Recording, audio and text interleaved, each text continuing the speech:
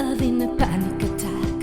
A story me feeling is on my mind, and it's making my heart go boom, boom, boom, boom, boom, boom, boom, boom, boom, boom, boom, boom, so fast. Hi guys, I'm Amber Lowry with the Roanoke City Public Libraries, and today we're offering you Feed, Read, and Grow videos. This one specifically talking about panic attacks.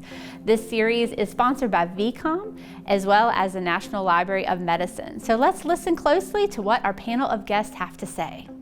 Thanks so much, Amber.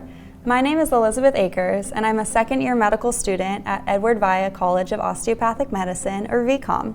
I'm very interested in going into pediatrics. And I'm Dr. Magales. I'm the Director of Counseling Services and an Associate Professor in the Psych and Neurobehavioral Department at VCOM. And I'm Anna Schnetzler, and I'm a middle school counselor here in the Roanoke area. And today we want to talk about panic attacks. It's completely normal to feel anxious, and today we'd like to discuss this.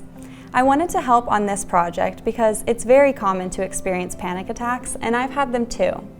But at the same time, if you don't know what is happening or how to help your body through it, it can be very scary. Today we want to talk about it and give coping skills that anyone can try to use. Let's hear from some of our friends in middle school about how they recognize when their body's having a panic attack. Okay, the latest panic attack that I had was Friday, actually. During the afternoon, I had a Chinese assessment in the language lab, which is, I've never been in it before, and it's a bunch of like individual desks, and there's like headphones, and it just made me very uncomfortable of how professional it seemed. I couldn't answer any of the speaking things. So immediately after it was done, I didn't talk to anyone, and I went to my guidance counselor, who coincidentally is just right next door to my Chinese room, on the excuse of I was going to get my stuff because it was the end of the day. So did he help you? Yes, actually.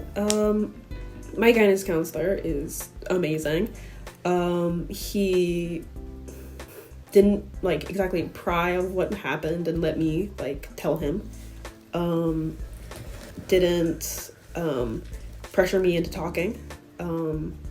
He was perfectly fine with the conversation going silent, I guess.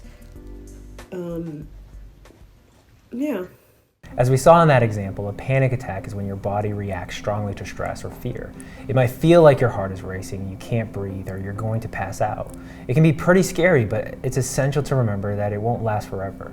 There are multiple ways to feel and many different ways your body may react. The good news is there are coping mechanisms to help you manage these feelings. I remember the first time I had a panic attack that I was able to identify as a panic attack. The story isn't necessarily interesting. Panic attacks don't necessarily need to have a big cause, sometimes they just kind of happen. Sometimes they have no discernible cause, but oftentimes they do. It honestly just depends. For me, when I get a panic attack, it's like I can't breathe. It feels like someone shoved a barrier in my lungs, stopping me from being able to breathe, fill them in fully, or there's a rubber band, if you have a balloon and you put a rubber band around the center of it, separating it into, if that makes sense. Like balloon animals?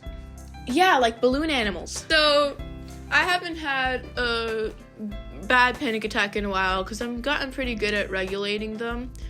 I somehow looked into being able to actually use the breathe in, breathe out thing. That doesn't work for everyone, but it works for me. When we talk about recognizing when a panic attack might be coming, it's important to pay attention to your body. If you suddenly feel intense fear, your heart starts pounding, and you struggle to breathe, those are signs of a panic attack. Triggers can vary, but they often include stress, changes, or overwhelming situations. Breathing exercises are such a wonderful option for guiding your body through a panic attack. Unfortunately, as your friend pointed out, this may not work for everyone. Other coping skills can be to ground yourself by finding objects around your room or space that you can see, hear, smell, and even touch. It can also be helpful to close your eyes and imagine you're in a calm area. Find a place where you feel happy. Overall, it's so important to remember that you're not alone in this.